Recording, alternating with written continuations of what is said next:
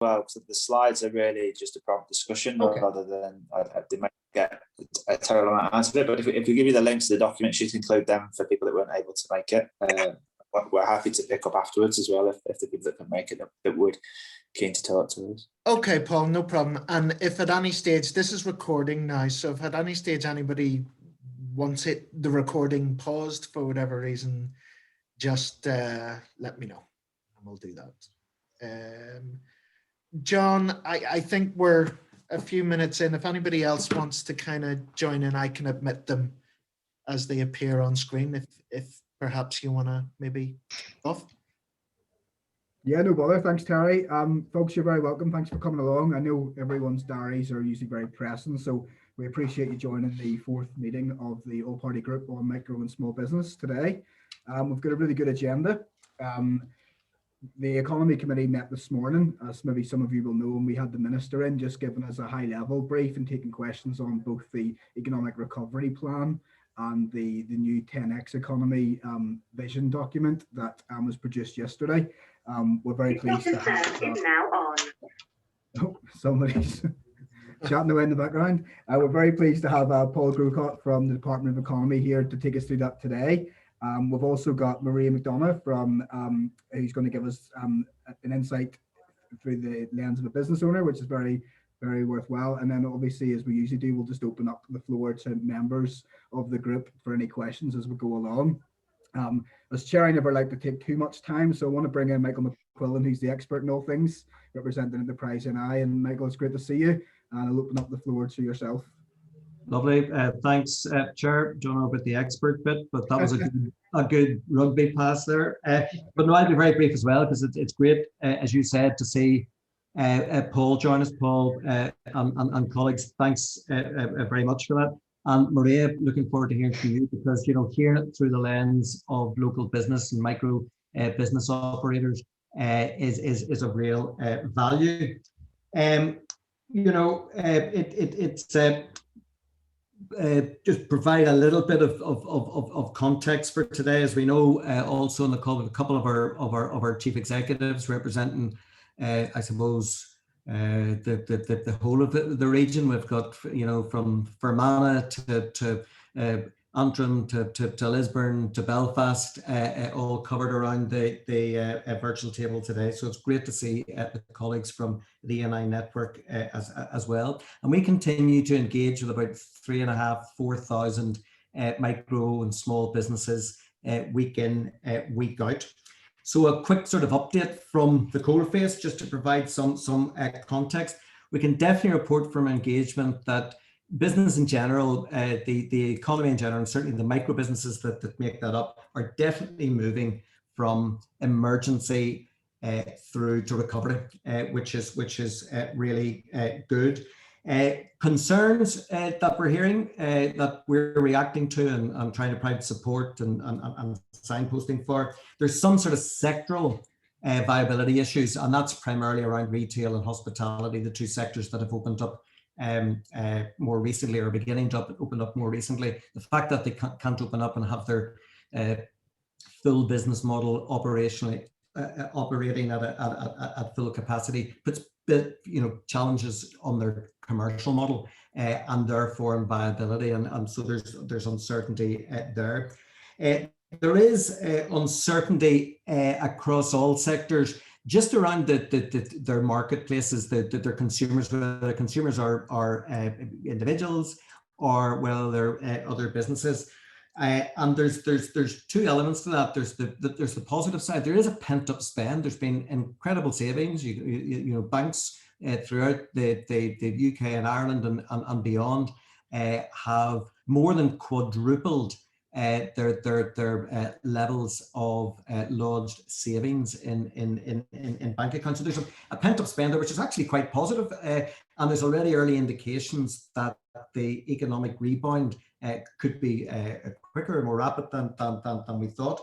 But on the sort of potential flip side of that, there is still an awful lot of uncertainty in the marketplace as to you know, as furlough comes to an end. There's still nearly 100,000 people in Northern Ireland on furlough. As that comes to an end, how many people are going to get back to full-time work, and will that cause people to be very, very cautious, and sort of will that slow down the recovery? So there's that bit of uncertainty that businesses are dealing with. There's also an uncertainty about markets elsewhere outside of Northern Ireland.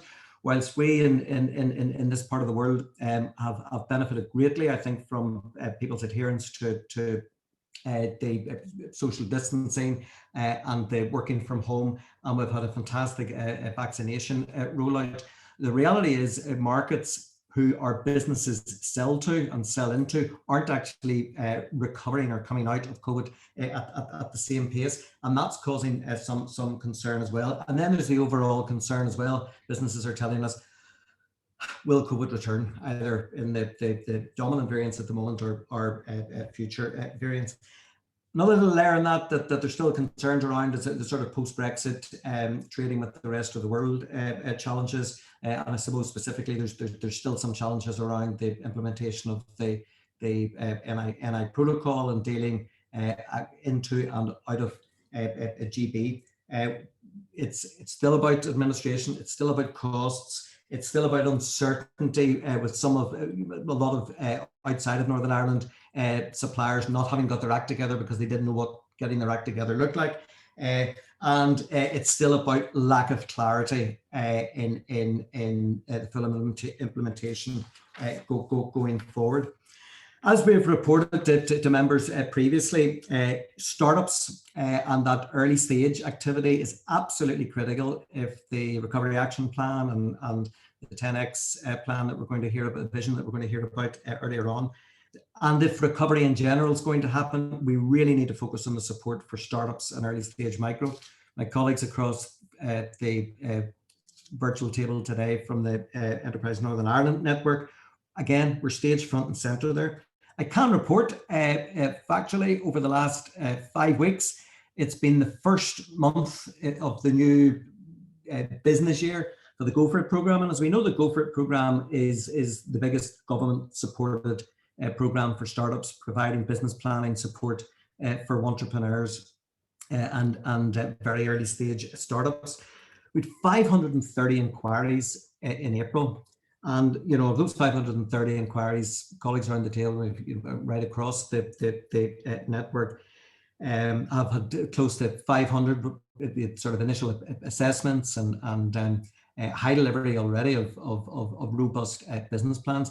And that actually comes back on the back of the year to the end of March, when, despite the fact that it was COVID, through that business plan, there was a very robust delivery of business plans, with the generation of more than 500 startup businesses that are still in existence today, which during the year of COVID is a great result, and we can't drop that. But April has been buoyant. May had started in a very heated up way as well.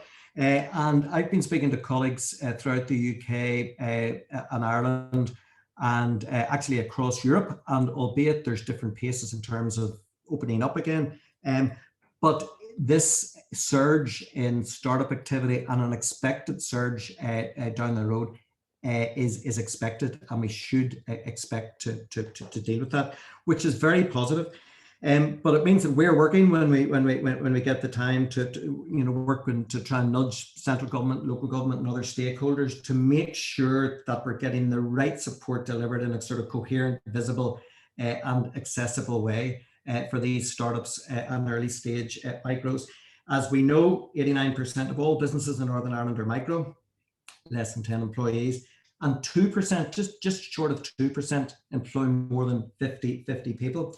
So we're working hard to make sure that a lot of the great stuff in the Recovery Action Plan, and there's 290 million plus there, and now when we see after all Paul and his colleagues' hard work to get the 10X vision launched yesterday, to make sure that gets in an accessible, highly visible and fluid way, that it gets to the wider base, that it gets to the 89%. Because just by their nature, bigger businesses have got structures, they've got people in place, and they've got processes in place. And from a supplier's point of view, provider's point of view, provider support and interventions, it's easier to deal with those bigger businesses. But if we continue to do that solely, it'll only be 2% of our economy that we're helping. And if we don't help the 89%, and if we don't help this surge in startups, we won't get 10x.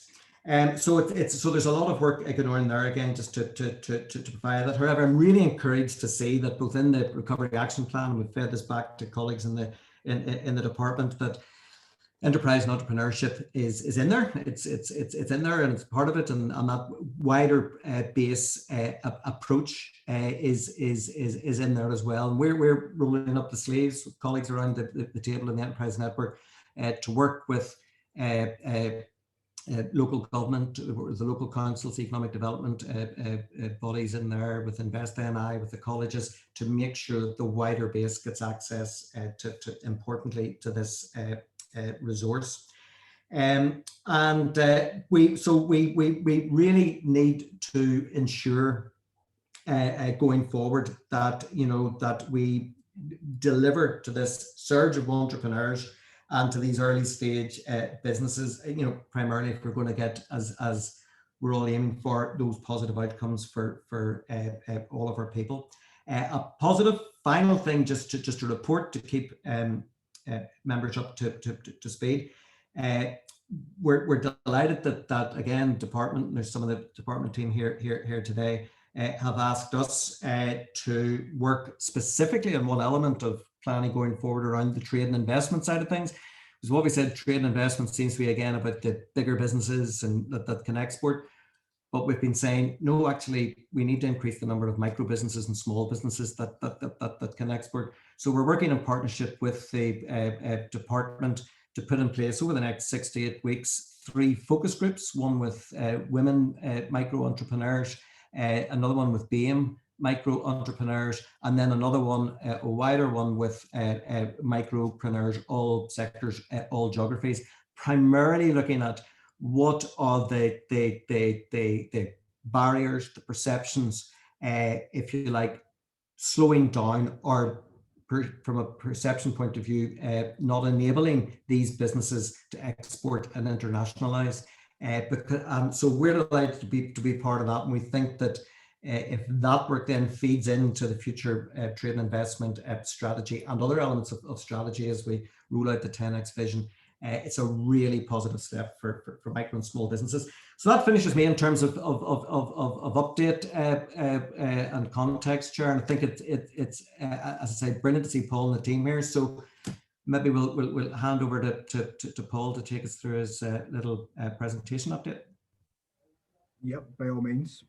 Thanks for that, Michael. Just before I bring Paul in, I think it is really good news. I mean, I'm hearing from a lot of businesses. Some are still struggling as things trickle back in, and it depends on the sector, whether it's hospitality or events or weddings, whatever they might be in their respective industry. Some are still struggling, but others are grabbing the bull by the horns, and they really are feeling very confident about the opportunities, because a lot of that pent-up spend, as you referred to, is there. And I'm really encouraged by those number of businesses or want to be entrepreneurs that are contacting the enterprise agencies, and I take my hat off to all the representatives from the ones across the country on the call today, because there's some great work being done. I'm just, if I had one question arising from that, Michael, are you seeing certain repetitive sectors and types of businesses that are coming forward out of the pandemic, or is it the same type of businesses and they're just starting to get buoyant again and encouraged by the fact that we're coming out of lockdown and you're seeing those numbers?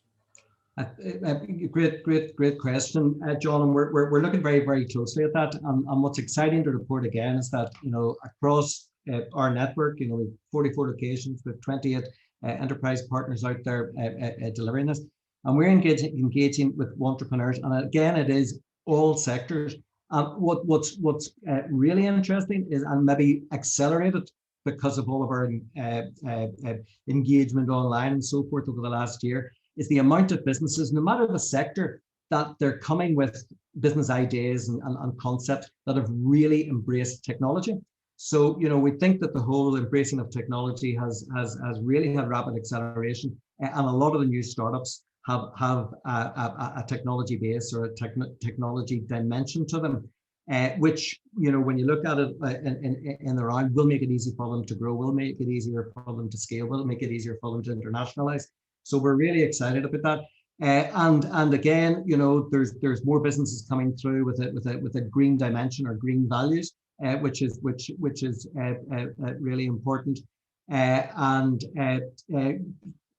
You know, there's an increase in that in the health servicing or health supply sector, which someone and you know, we know how many pivoted last year to get into the PPE. So there's that sort of trend as well. I don't know whether that's short term or whether that's something that will be built in for the future. But certainly we're very excited.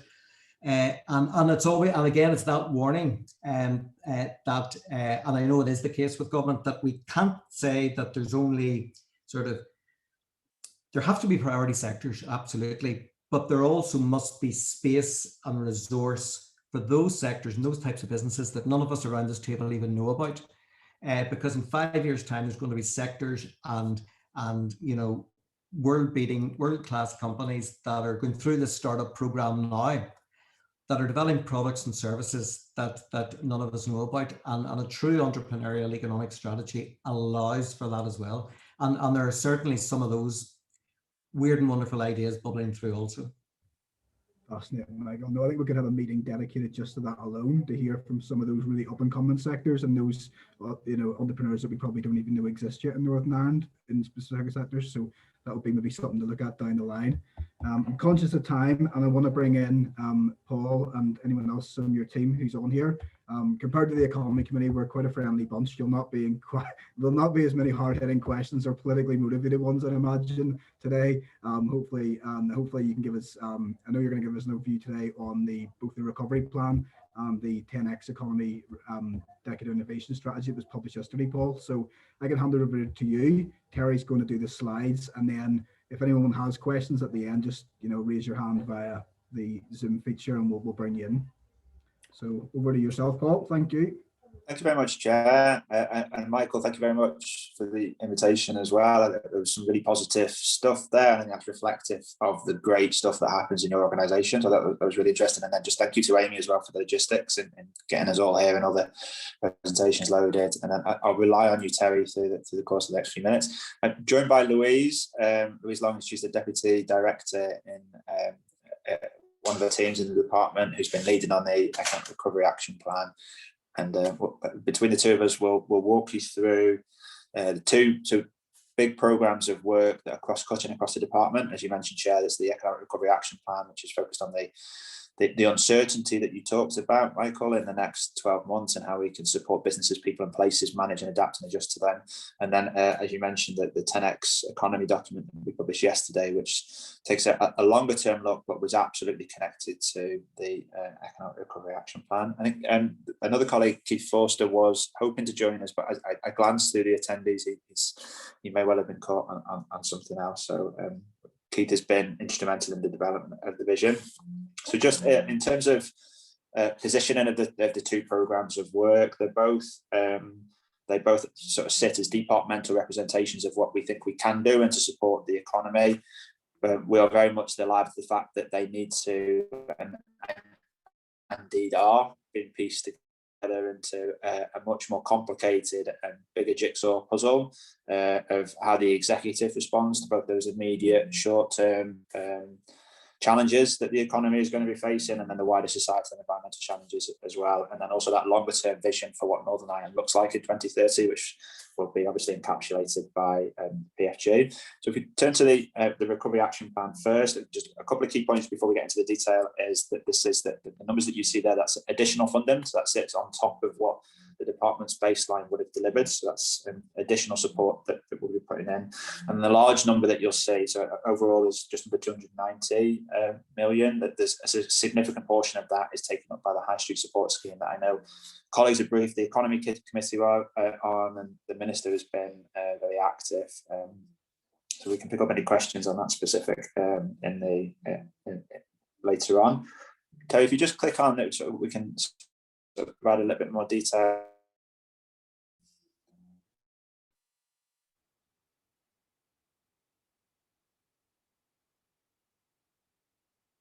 Does that work?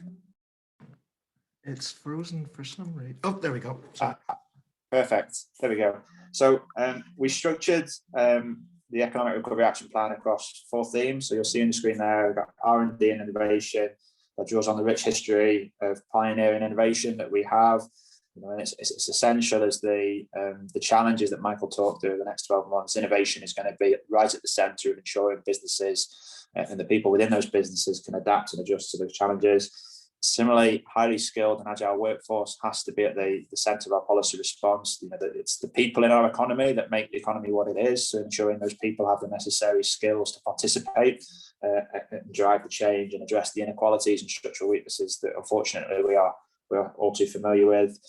The next pillar there we talk about is trade, investment and exports. As a small open economy, export orientated growth is always going to be a key pillar of that. And Michael, as you mentioned earlier on about ensuring that the micro SME population is part of that picture and participating in the exports. And then finally, we talked about the greener economy, which, given our perspective, there's some great work happening in our energy department, which about the pathway to a greener economy, the role clean energy, and the real expertise that we're sort of drawing on from, particularly in hydrogen, for example, increasing energy efficiency, and then the renewable energy sector are all key aspects. So I'll pause there and I'll just turn to Louise just to draw out, I think, just given the nature of the audience, if there's a few examples within those pillars that explain how exactly we're supporting that micro SME population. So Louise, over to you for sure. Hi, so I'll take you through just a few examples that are within the plan, and just let me get up my notes here.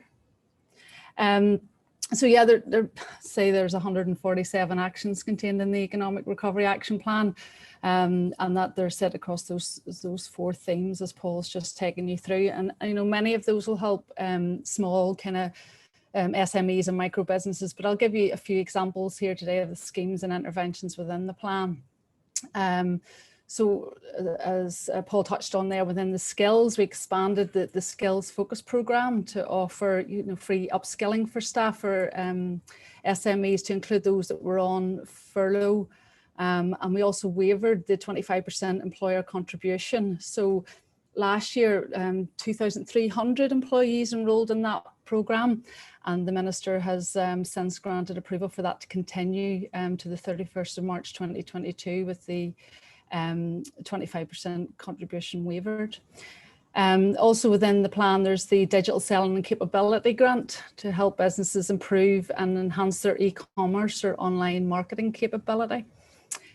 Scheme part funded the cost of businesses engaging in e-commerce and digital marketing.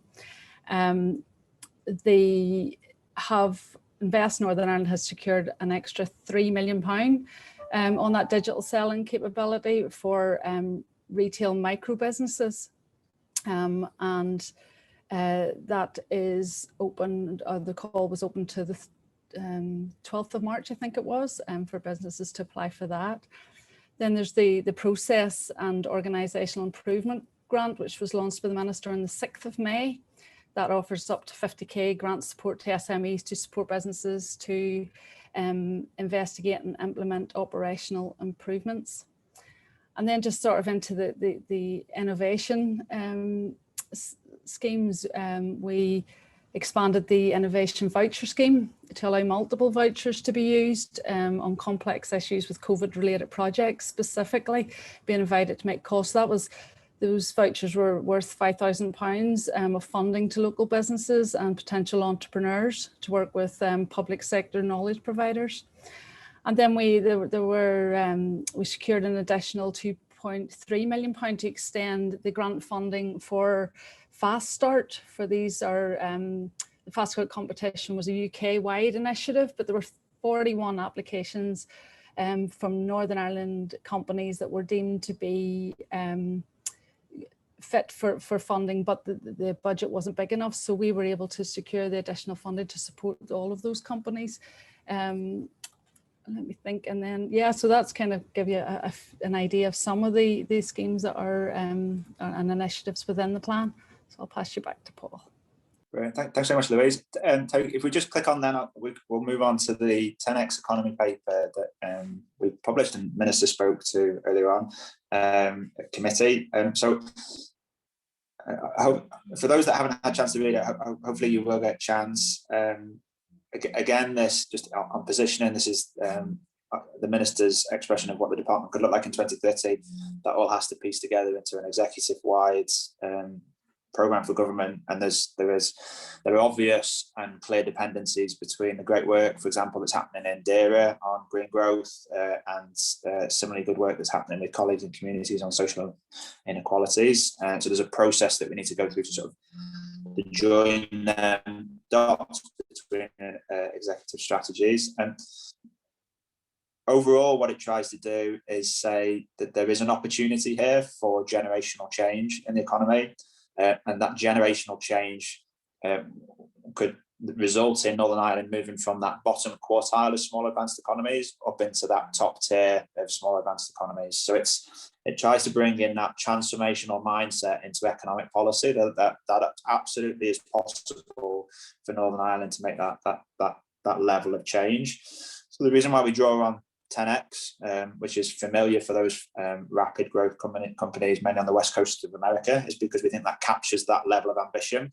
So we drew on so the 2 points of references that were particularly salient to me were FDR in announcing the New Deal after the Great Depression talks about the need for bold and persistent experimentation. When we speak to businesses, we get that appetite and that sense that there is a real need to try something dramatically different and seriously ambitious. So I think that's a salient reference point that we go to. And then also JFK's Rice Stadium speech about, we choose, famously said that the choice to go to the moon is not because it's easy, but because it's hard, because picking a hard goal of that nature serves to organise energies. And we think if we establish a really difficult but ambitious goal, then that really sort of crystallizes and catalyzes that energy that's necessary to bring everybody together. Key messages throughout the rest of the document then are about embracing innovation, because we think if we embrace innovation in a way that's necessary because of what's happening in the global economy, we can make that transformational move up to the small advanced economy league table. But that transformation has to mean something for everybody in Northern Ireland. There are too many examples of growth being concentrated in pockets of economy, whereas given where we are with our structural weaknesses, but also the distribution impacts of COVID, mean that this has to be an inclusive journey that we're on. So Terry, if you just click onto the next slide, we'll just give you a graphic that explains how we think the policy work programme needs to be structured in order to achieve that. So this is from the document, you'll see the 5 steps there, where we think if we apply the right policy focus, we can achieve that level of change. So I'll just very quickly run through them. So we've identified 8 technologies and 5 clusters where we think Northern Ireland has real strengths.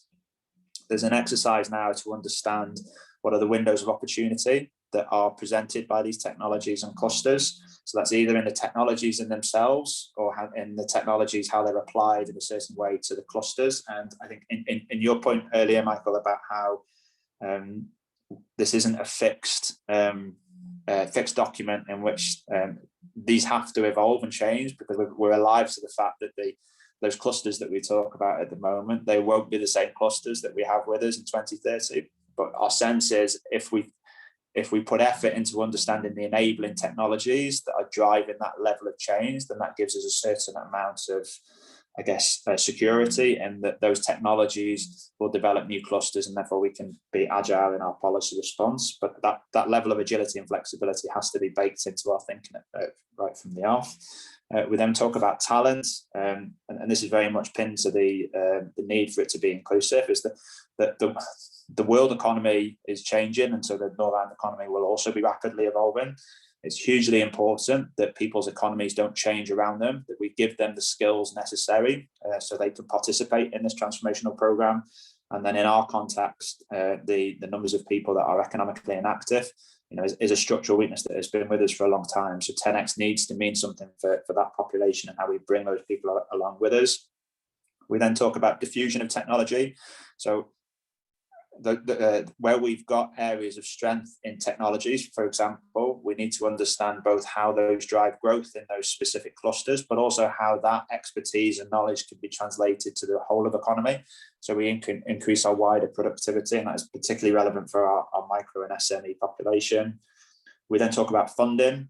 if we're going to do new things, bring forward new interventions, we need to have a new approach to how we fund innovation and fund intervention. So we are captured by the idea of challenge funds, which present the opportunity of bringing the economy, society, and the environment together. So businesses can help fix societal and environmental problems.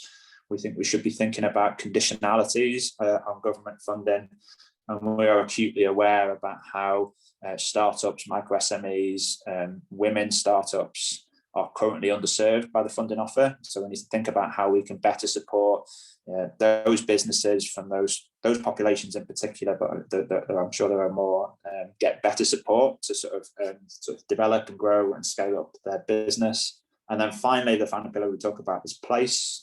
So place is what brings this all together. It's why does all this happen in Northern Ireland, and why can it only happen in Northern Ireland? And examples of the key things that sort of make us who we are is the tourism offer, that global brand that we established. And so reference points in my own mind go back to the 2012 Our Time, Our Place campaign, and also the Open come into Northern Ireland in 2019. They were game changing in how we were perceived, and it's thinking about how does our tourism offer capture that level of energy, the ecosystem that brings innovators together. I think there are I've been in a number of conversations where people are looking at Northern Ireland and wondering what's happening there, and why is it the ecosystem working so effectively. We need to try and understand that so we can sort of nurture that and grow it in different parts of Northern Ireland. And then the final point we talk about there is the city and growth deals. So totally £1.5 billion coming into the economy to establish that infrastructure and capacity. Through our department alone, there's around 800 million flowing through us in the tourism, innovation and digital pillars. That's establishing real capacity and capability in different parts of Northern Ireland that we need to ensure isn't a one-off a public expenditure exercise that establishes that generational change in the economy that we want to see. And as a result of bringing all these 5 pillars together, it's our view that you can move Northern Ireland up that small advanced economy list. The good news is we're not at a standing start. There is great stuff and exciting stuff happening in the Northern Ireland economy. And we need to understand how we get more of that happening in different places across the piece. And very encouraging to see industry support. So we're very fortunate to have Jane, Michael, Kirsty, Joanne, and Steve down at the launch. And then in the document, we've got a much wider list of people who really see this as quite a positive way forward. And then the final slide, just to give you a flavour of or a sense of where we're going next. If you could, Terry, just click on. Okay, so as I mentioned, certainly it's our long-term vision. Next steps are unpacking a work programme.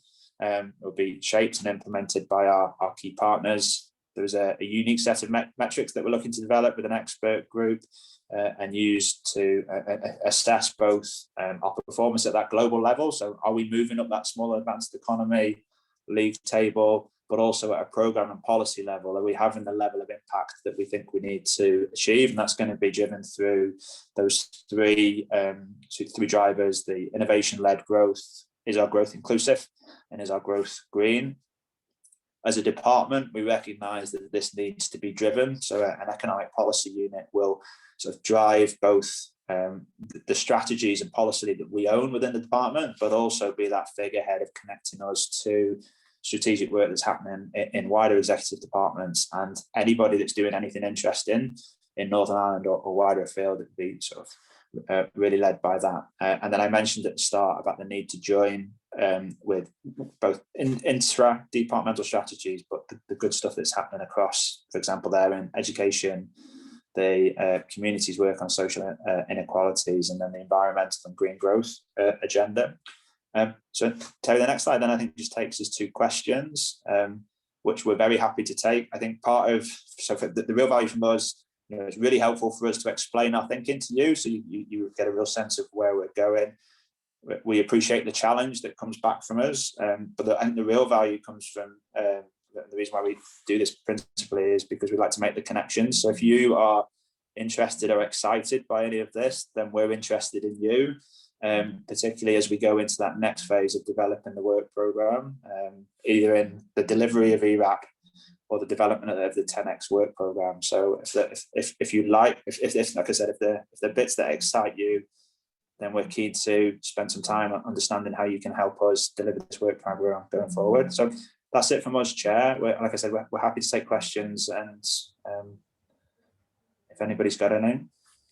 Okay, thanks, Paul. Thank you, Louise. That was really helpful, I thought. I'm sure others will agree. It's all well and good getting given a copy of an economic strategy report, but it's always a lot more beneficial, I think, to be talked through it and then be able to do some questions afterwards. So I'll just ask a couple, because it's always good to take one for the team while others pluck up the courage or find one to ask.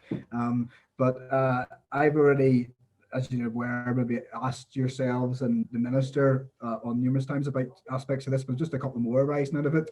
And I think it might be helpful for those on the call today. The first one, we always talk about the need for flexibility in approaches, which I totally agree with, but then also continuity. It seems so often, you'll probably have seen this before, you have a big launch of a new strategy, and then 2 years later, just as it's coming bedding in, there's another minister or another strategy and another great idea, and with another strategy starts, and nothing ever seems to get going. And I'm just wondering how important you think it is to give these strategies a chance to bed in. It's particularly the 10X one that needs, I mean, it is over a 10-year period that we need that time to bed in, but also to be flexible in terms of how the markets and innovation changes and the types of sectors we want to attract differ as well. How do you build in both of those aspects? And then arising from that, the need to end the silo mentality that I've talked to you and others in the department about, so that we overlap with the other departments, with green energy strategies, the energy strategy through the department, any climate change legislation, and then filtering down from that, how we lead into local government that has economic regeneration powers, works with the enterprise agencies to develop entrepreneurship. How do we build that big ecosystem through these? And to me, they are the key strategies or key challenges, and I'm really keen to tease that out from you. Yeah, thanks, John. I think the short answer is I agree with everything you say, but I probably won't get away with that. I'll have to unpack a little bit of my thinking in terms of so the continuity and the policy churn. So there's throughout the document, and particularly when we talk about windows of opportunity, we're drawing heavily on the David Sainsbury book, which is titled Windows of Opportunity. It's a good read as economic textbooks go. And it's definitely framed sort of my thinking.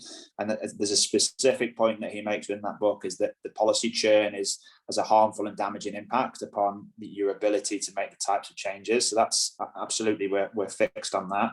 I think from our perspective, I think marshalling the level of industry support that we've got for both the Economic Recovery Action Plan and 10X, I think is helpful in demonstrating that there is strong industry demand for this direction of travel. So hopefully that mitigates some of that policy churn. And I think there's probably, as we communicate what we're doing to the likes of yourselves at the committee or this APG, hopefully we get that level of buy-in in the political space as well, that we're moving in the right direction. And hopefully, again, that mitigates against that some of that future policy churn. Flexibility and agility has to be, I mentioned, it's priced in both to the Economic Recovery Action Plan and also 10X, because the world that we're facing into is very uncertain, and as policymakers we need to appreciate that need to adapt to what the economic events that unfold in front of us. So I think that being comfortable being uncomfortable, I think has to be part of policymakers' DNA, unfortunately, at the minute, and that's just the world that we operate in, and I think we just have to accept that. And then another, I guess, a key aspect of this that enables us to be that flexible and agile is ensuring that we don't do this in isolation. So we work with key stakeholders, industry and businesses. So we are constantly testing our thinking and the interventions with them to see, like, does this reflect what you need? Is this exactly what's needed as required? And bring that, so through co-design, bring them into the development of interventions. So we ensure that we remain relevant, that we don't sort of veer off piece and do something that's well intended, but unfortunately outdated. And then absolutely, I think local government and the enterprise agencies are going to be hugely important for us, particularly I think as we use city deals as an example. So through UK level funding administered by us, but sort of driven by the local councils, we're establishing real capacity and know-how and expertise in different parts of Northern Ireland. And there's a real challenge there for us to to take that on to the next level, to kick on to partnership through the councils, the academics and the universities, policymakers, and then industry within the local area of how do we nurture those centres of expertise and grow them to have a real positive impact into their local economies. And then the real game changer will come when those what we're putting into those local economies then start to operate at a UK, EU or global scale. And that's where we'll get the 10x impact. Perfect. No, thanks for that, Paul. Totally agree. Really insightful. I'm conscious there's not many MLAs in the call today, and probably that's why there's not many hands going up just yet. They're always champing at the bit to get a few questions in. But I'm keen to open up to the floor, either to yourself, Michael, or others from the enterprise agencies or from business or any of the other reps on the call. If anyone wants to ask a question just of this before we move on. Yeah, John, hopefully some of the colleagues around the table maybe, use this short window of an opportunity to comment or chat and Paul. I'll kick off from a E&I and colleagues' point of view. Great again, Paul. I'm dead excited. Well done to you and your colleagues for getting that 10x document to where it is. I know you've been I saw an earlier draft presented to Invest A&I, a month or two ago, and it's moved on since then. It's great. I think that and I love that vision of the small advanced economies league and facing the reality that we're sort of in the relegation zone at the moment, and that we can actually get to the Champions League places, if you like. And I think that needs to be that 10x goal. But just by way of information, we've been working. Northern Ireland has worked on the EER project of small economies, looking at entrepreneurship in small economies. And we've got word that there's a 99% chance, there's been an extension to that project, and there's a 99% chance that the UK regions involved in it are going to be allowed to continue for a period of 2 to 3 years, even though it's so NILGA take the lead in that, and we're partnering. NILGA, Ulster University is involved, and I'm trying to get Invest A&I to keep it, stay in the team as well. But they're primarily focusing on recovery, and they're primarily focusing. It was interesting when you said we need to energize the ecosystem. We're looking at how we energize and, importantly, cohere the ecosystems in small advanced economies, because it's that coherence and then the visibility and accessibility to the ecosystem that will really free up the flow of support to businesses, and free up then the growth and productivity and whatnot, and maybe accelerate that us towards the 10x. So just to let you know that's underway, and I'll keep it, because I think it'd be a nice reference point over the next couple of years. There's 11 other regions across Europe that we'll be working with on that project. So any colleagues across the table, any comments or questions? I just wanted to say I like the idea of the agile workforce part of the plan, because that's something that I'll talk about a wee bit in our industry, is something that we recognise that has to be invested in. So it's great to see that forming part of your plan as well, Paul.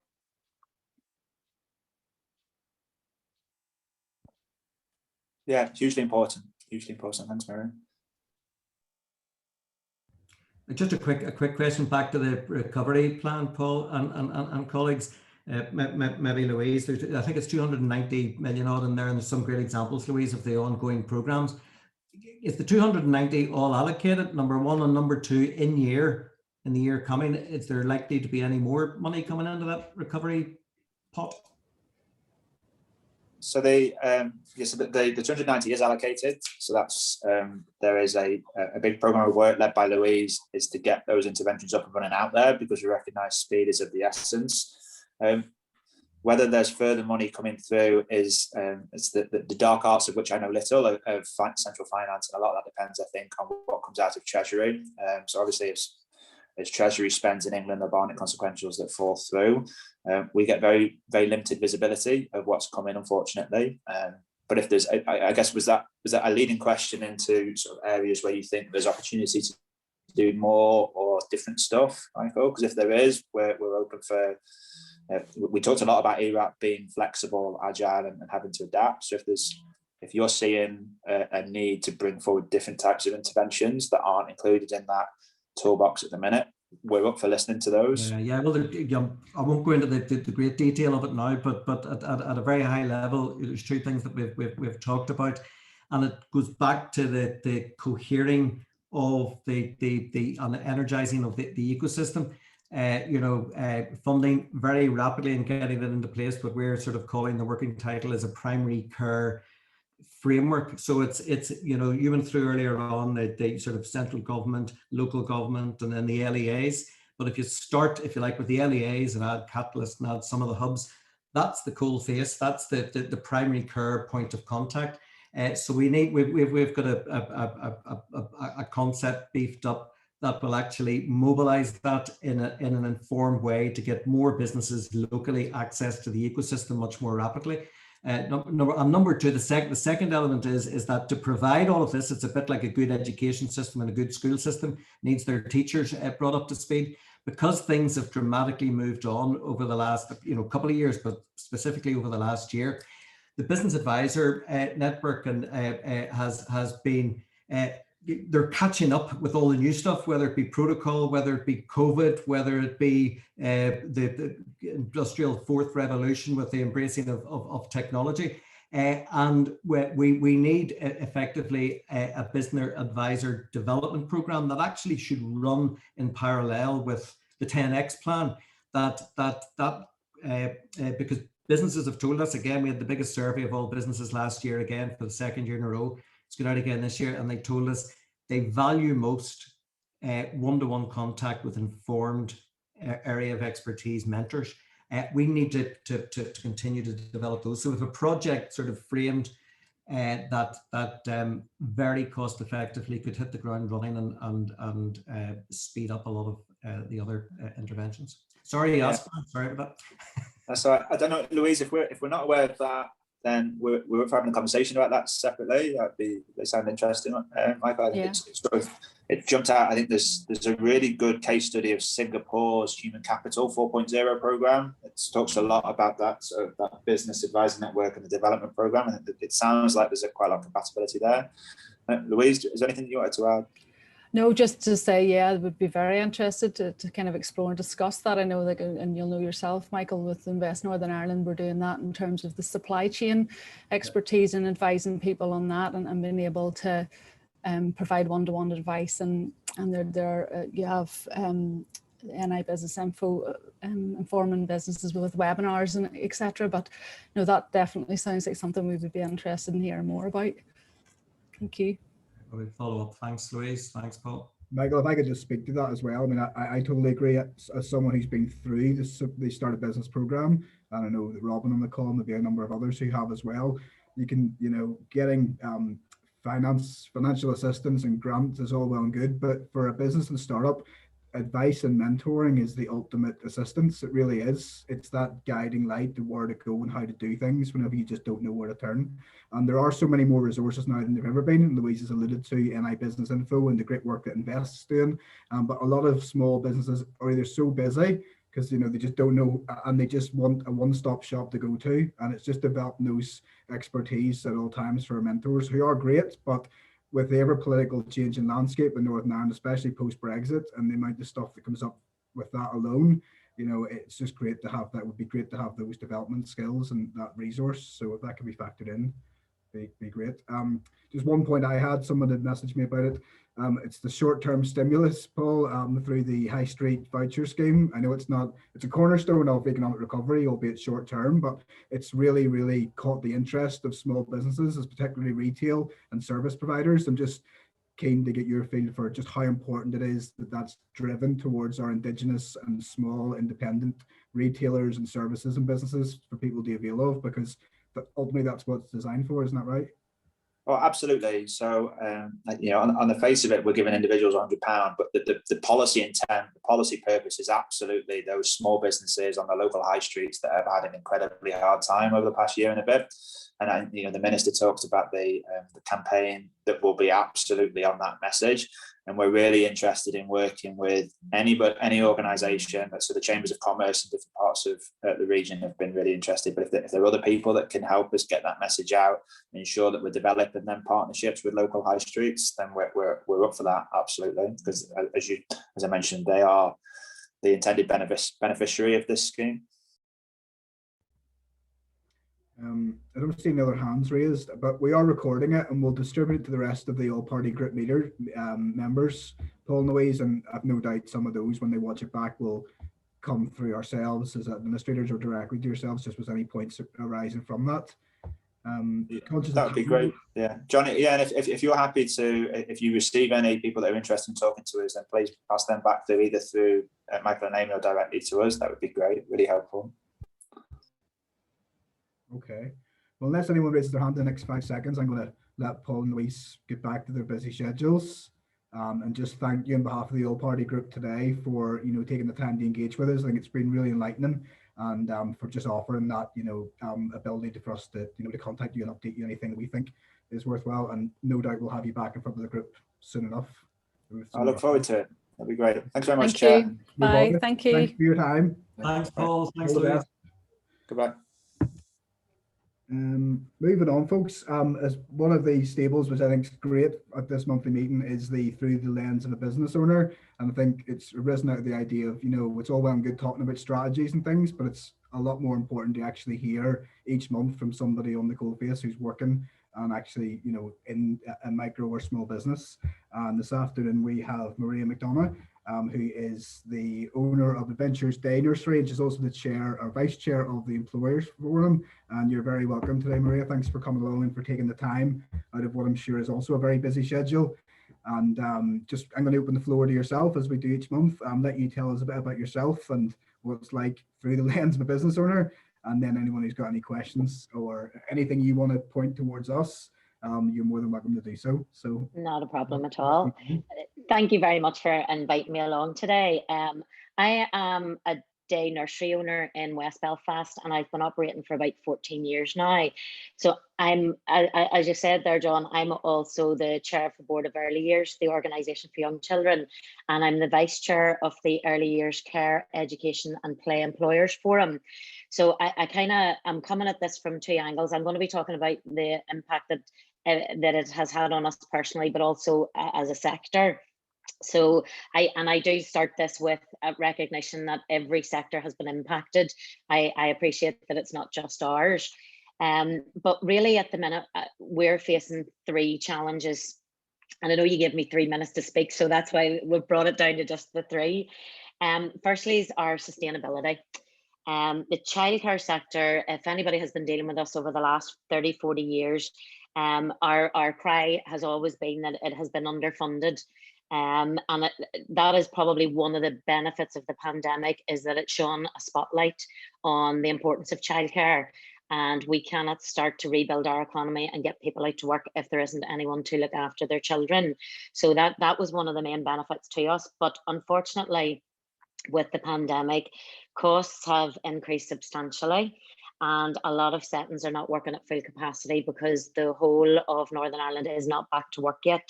We also have opening and closing of daycare as cases are presented, and there are links with contacts, and we're having to close settings as well. We have been supported through the last year with government grants, and they have been an absolute lifeline for us.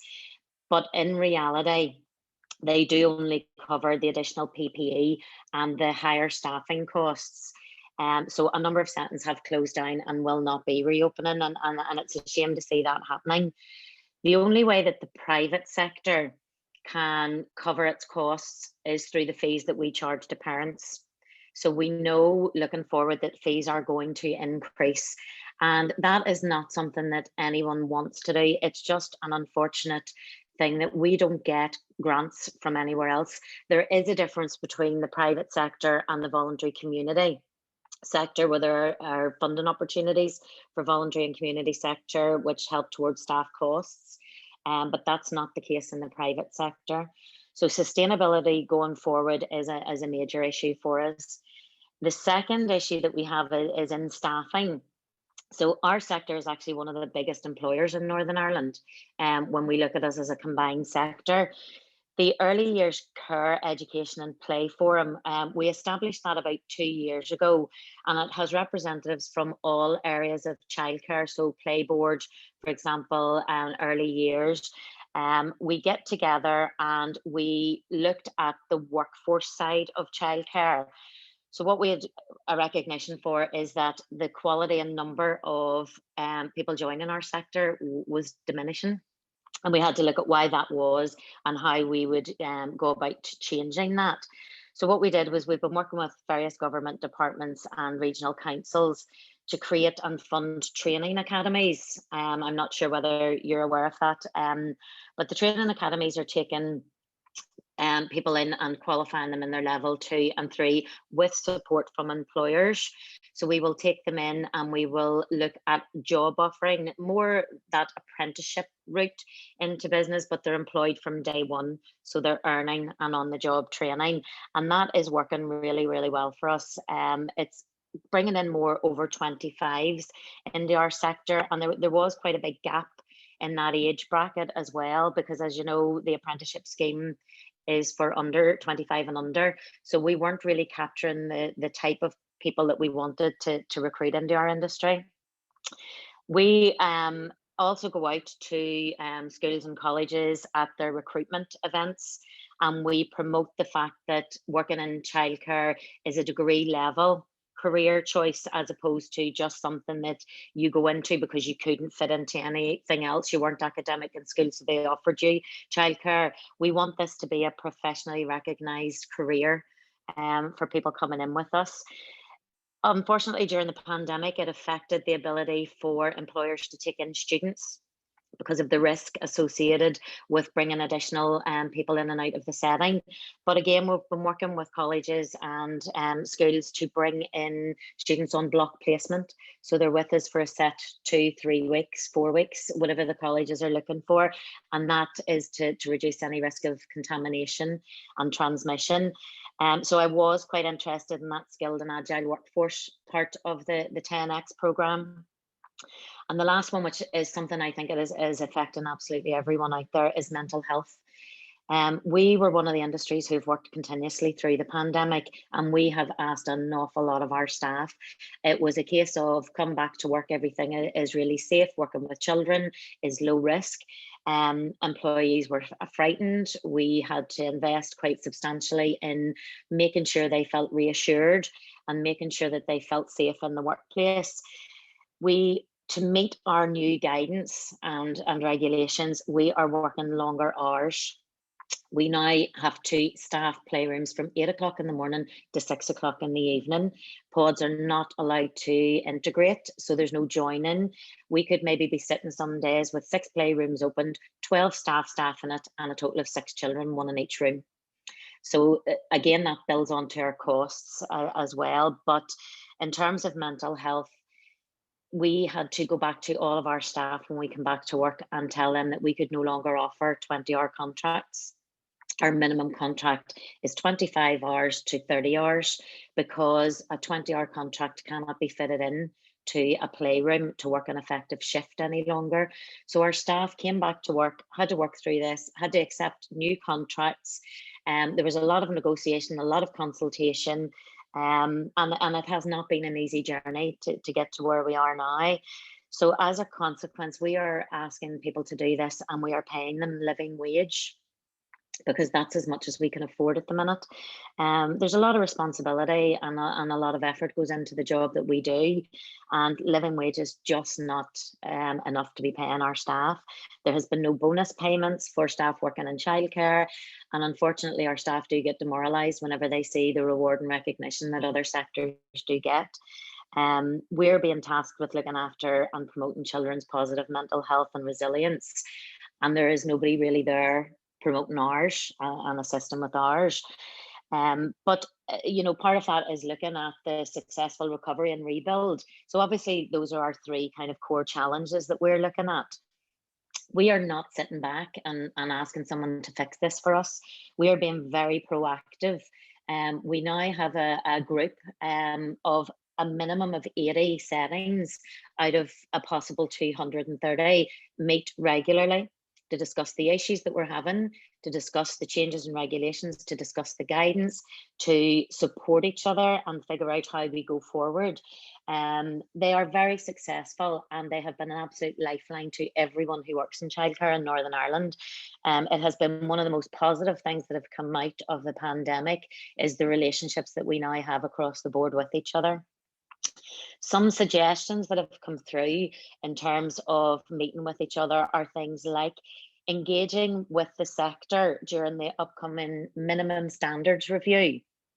We are looking at the all over standards that we kind of work to, but we need to engage, there needs to be engagement with our sector, because we're looking at sustainability without affecting children's health and safety now, as opposed to just the health and safety side. Engaging with the sector again to identify a strategy which supports childcare funding for all parents, and enabling us to pay staff a competitive rate to reflect their professionalism. And that could possibly be built into the overall childcare strategy that is being worked on at government level as well. Removing the age limit on apprenticeships. I know this is something that's being discussed at the minute, and hopefully going to be coming to a resolution soon, because we want to be accessible to all age groups. Childcare qualifications are expensive, and when you're paying somebody living wage, it's not ideal that you're asking them to pay £1,400 to £2,000 to complete a course, so that you can then promote them and can bring them on. So we're looking forward to that apprenticeship cap being removed. Continuation of the childcare academies to support new staff joining the sector. As I say, it's a very successful package that's out there, and we would like to see that continuing. That is funded by the local councils. Finance training requirements, such as the mandatory training. So there are a few mandatory training courses that we have to put through staff through on a regular basis. So you've got your first aid and you know, safeguarding. Those are free to voluntary and community organisations, but the private sector have to pay for staff to go through that, and that can be about £1,000 for me to send my staff through that training. And obviously the last one really is that mental health initiatives, looking at the mental health, but again, across all sectors. I know that's not just ourselves, but looking at that mental health initiatives. I know there's a great website has been set up with lots of resources on it. Is that effective? Are people using that? Are they finding it effective? Because pointing somebody to a website to go get help really just does not seem to be enough at this stage. So that's us in a quick nutshell. I know I've probably left out a lot of other challenges that we're going through, but as I say, I just wanted to get the core things through today, and thank you very much for the opportunity to talk to you. No, thank you, Maria. Honestly, that was very insightful. I get the feeling we could spend hours on this, and I know I can just tell how passionate you are for it. And this is such, I've met with so many childcare providers locally over the pandemic, and the issues just keep mounting. Yeah, I think we could spend, like I say, hours just discussing this. But oh, most definitely, you know, and that's why, you know, when we come to anything like this, we are cutting it to the bone of the most essential. You know, in terms of small business, I know when we went back to business, me personally, I had to borrow an extra £60,000 at the start to cover additional costs. Now that was right at the very beginning, when there was no government funding, there were no packages available, nobody really knew what was going on. So a lot of us have gone back into work and in an awful lot of a worse situation financially than what we were in, and dealing with closures and funding has not been great, and that is going to be ongoing. PPE is not going away for us. The additional staff costing is not going away for us. You know, we will obviously increase in capacity because people will be going back to work. That will bring people back into childcare, but again, that comes with other ramifications like staffing and, you know, more PPE and more things coming on board, you know, so it is a difficult financial position for a lot of settings at the minute. definitely. I certainly think that the whole childcare and daycare sector is one of the forgotten essential services. You only have to look at when you were closed or restricted, the amount of people contacting me, chomping at the bit to get them back open again. Because if you're not there, it's this whole ecosystem again. Small business owners need somewhere to take their kids. They get looked after, otherwise they can't go to work. Essential services can't operate if there's nowhere to look at them, and these are sort of forgotten about. And I think that is a crying shame at times. Not forgotten by myself and potentially others, but seemingly. Well, it was kind of, and it was highlighted very early on at some of the cross-party meetings that we were going to, because the majority of the politicians that were coming to the meeting needed childcare as well. Do you know? So it kind of it filters through everything. I know the hospitality being closed and retail once they open, but again, what we're finding is, and I'm just speaking personally from my setting at the minute, is we are being inundated with requests for childcare, but because some childcare settings have closed and are not opening again, they, you know, it is a premium to try and get a childcare space at the minute for these people coming back to work. That obviously will provide opportunities for other settings, new settings to open, settings to expand as we go forward. But again, that's down to that cost. The parent will be bearing the cost of childcare going forward. We've done a lot of chat through Universal Credit, who pay up to 80% of childcare costs, but the funding models just seem to be not effective, because, you know, if you are in a two-parent family and both work in quite good jobs, you will be paying me more than what your mortgage is to keep your child in daycare, and you will not qualify for very much contribution towards that. Do you know? So it's across all the population. We do need to look at some sort of funding strategy that's effective across everyone's life, because you want to have quality of life. You don't want to be paying me all your disposable income, and you know, and we have to appreciate that as providers as well. Yeah, well, I truly hope that that's factored into the childcare strategy has been developed at the minute, and I know yourselves will have filtered into any consultation on that, but it's a completely different picture now than it was a year before the pandemic, and hopefully it's been updated accordingly. But just on behalf of my party, you know, I'd love to reach out to yourself and some of the members of your group and maybe get a one-to-one on this to chat about it in more detail, because I'm conscious of time and the fact that, you know, this could go a whole different direction and we could be chatting about it for hours. But anyone else who's left in the call, anyone want to have a quick question or anything just to ask Maria about? Just a quick comment, Maria, as well. Thanks very much again. Like, go ahead, John, really interesting, and we could go on and on, and certainly on behalf of colleagues around the table from the Enterprise Network, maybe like to follow up one-to-one. I think I know some of your colleagues on the various fora that you're involved in as well. I'd love a wee one-to-one just to see how some of the stuff that we're doing, because, you know, you have 80 out of 230 that get together regularly and form that wee community, and you're helping each other through, you know, and I know that geographically many of them are very, very close to our 44 locations across the network, and there's a lot of interactivity there. You know, maybe getting the opportunities to we under-one formalize some of the stuff. We've got an ENI Plus platform on which there's an incredible amount of support that I know some of your members are already on it, because I've personally got them onto it. But an interesting comment as well. But so we'll follow up on that, and thank you so much. You know, an interesting comment, John, as you said, it's about your sector, you know, and the challenge you've gone through, but getting you back to work and through recovery is a big catalyst for getting the rest of us back to work and through recovery. And that, you know, and even the model of you having to rightfully as a private sector business, you know, up your fees, that cost then going on to the parents exactly. Who are using your facility.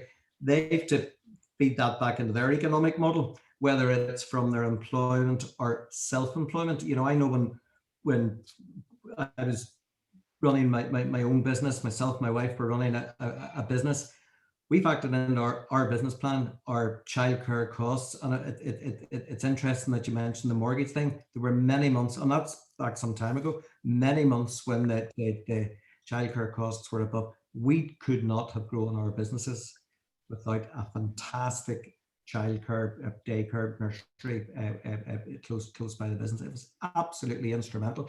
So it's instrumental to the growth of many micro businesses and the bigger employers as well, getting them back to work. So and you've articulated very, very well the challenges you face. So we'll do what we can to raise your voice, and for the many sort of the 230 micro businesses that there are in your sector. We'll continue to shout for that. I've made a note, but we'll follow up afterwards. Thanks again. Not a problem. Thank you very much. Thanks for that, Michael. Maria, I've just put in the chat there my email address. If you want to take that down, feel free to ping me an email afterwards, and we'll hook up. Whether probably still on Zoom, or if it can be face to face with some representatives from my party as well. And I'm sure others who will maybe watch this back from other parties will maybe want to do the same, because it is integral and there's a further discussion to be had there. So thanks again for your time today. No problem at all. Okay. Folks, that were 3:15 and always conscious of time. Is there any other business at this stage? No, Terry's not at the minute. We have a date and time of next meeting, I think pre-agreed.